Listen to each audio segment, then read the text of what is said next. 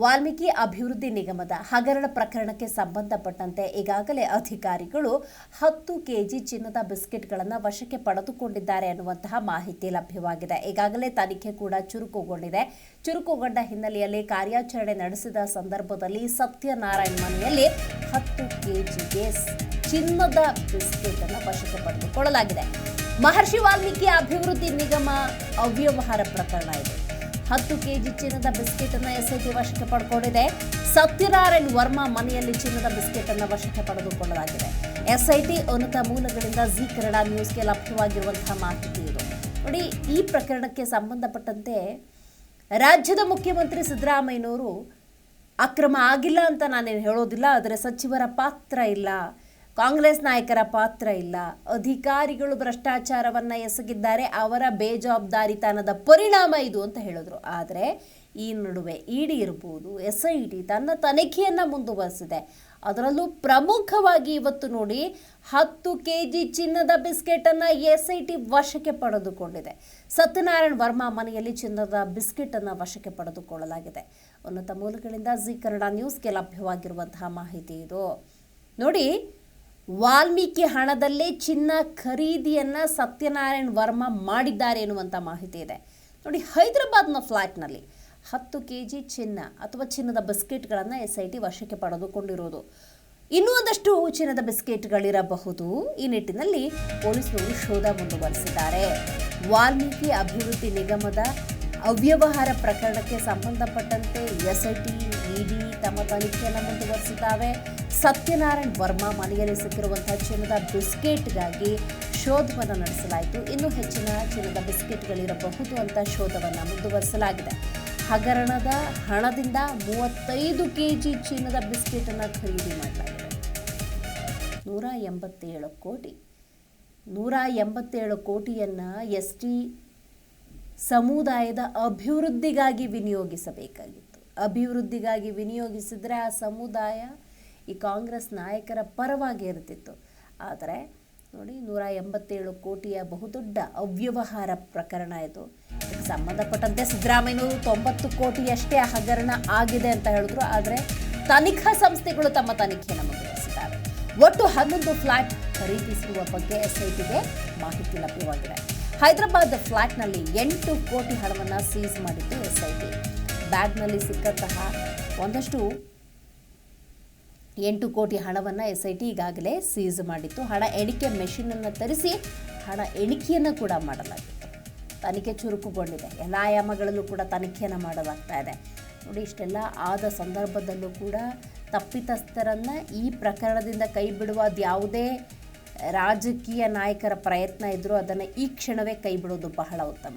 ಸಮುದಾಯಗಳ ಅಭಿವೃದ್ಧಿಗೆ ಕಟ್ಟಕಡೆಯ ಸಮುದಾಯ ಅಂತಿರ್ತವೆ, ಅವುಗಳನ್ನು ಮೇಲೆತ್ತುವಂಥ ದೃಷ್ಟಿಯಿಂದ ಇರುವಂಥ ಹಣವನ್ನು ಚುನಾವಣೆಗೆ ಬಳಕೆ ಮಾಡ್ತಾರೆ, ಚಿನ್ನದ ಬಿಸ್ಕೆಟ್ಗಳನ್ನು ಖರೀದಿ ಮಾಡ್ತಾರೆ, ರಾಜಾರೋಷವಾಗಿ ಹಣದ ವರ್ಗಾವಣೆ ಆಗುತ್ತೆ ಅನ್ನೋದಾದರೆ ಅಕ್ಷಮ್ಯ ಅಪರಾಧ.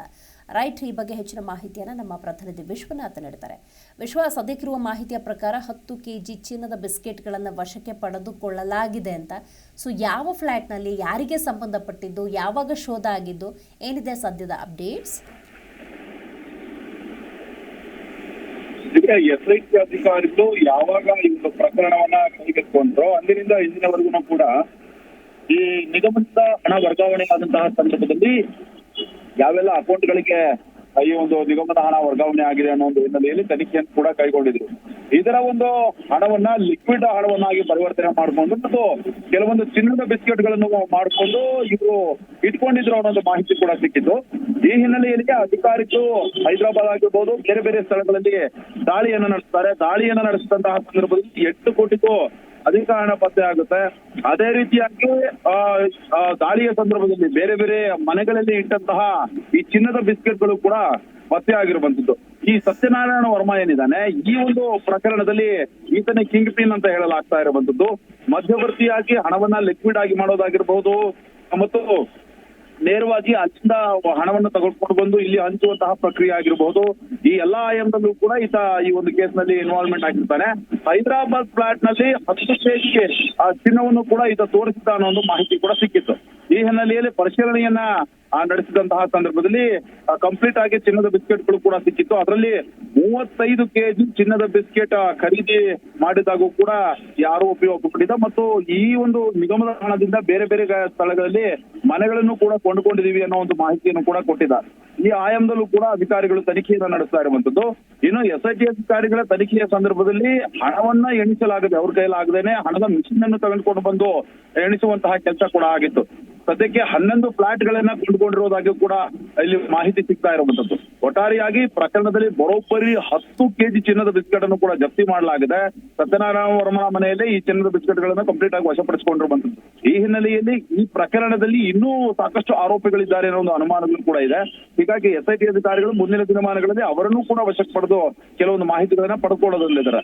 ಒಟ್ಟಾರೆಯಾಗಿ ಈ ಒಂದು ವಾಲ್ಮೀಕಿ ನಿಗಮದ ಹಣವನ್ನ ನುಂಗಿ ನೀರು ಕುಡಿದವರಿಗೆ ತಕ್ಕ ಶಾಸ್ತಿಯನ್ನ ಮಾಡೋದಕ್ಕೆ SIT ಆಗಿರ್ಬೋದು, ED ಅಧಿಕಾರಿಗಳಾಗಿರ್ಬೋದು, ತನಿಖಾ ಸಂಸ್ಥೆಗಳು ಈಗಾಗಲೇ ಕೆಲವೊಂದು ಎವಿಡೆನ್ಸ್ ಗಳನ್ನು ಕೂಡ ಕಲೆಕ್ಟ್ ಮಾಡಿಕೊಂಡು ತನಿಖೆಯನ್ನ ನಡೆಸ್ತಾ ಇರುವಂತದ್ದು. ಇನ್ನು ಈ ಪ್ರಕರಣದಲ್ಲಿ ಇನ್ನು ಪ್ರಮುಖ ಆರೋಪಿಗಳಿದ್ದಾರೆ, ಅವರನ್ನು ಕೂಡ ಹುಡುಕುವಂತಹ ಕೆಲಸದಲ್ಲಿ SIT ಅಧಿಕಾರಿಗಳು ತೊಡ್ಕೊಂಡಿರುವಂತದ್ದು. ದಿವ್ಯಾ, ಥ್ಯಾಂಕ್ ಯು ವಿಶ್ವ ಮಾಹಿತಿಗಾಗಿ.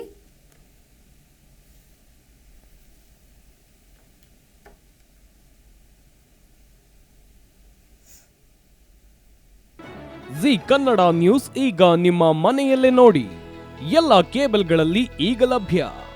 ಸನ್ Direct 292, Jio TV 1334, U Digital 162, City Cable 51, GTPL 17, Abhishek cables 821, Rock Line telecommunication 51, Shri Basaveshwara number 60, Vinayaka digital number 53, in digital number 896ರಲ್ಲಿ. ನಿಮ್ಮಿಸ್ತದ ಜಿ ಕನ್ನಡ ನ್ಯೂಸ್ ನೋಡಿ ಆನಂದಿಸಿ.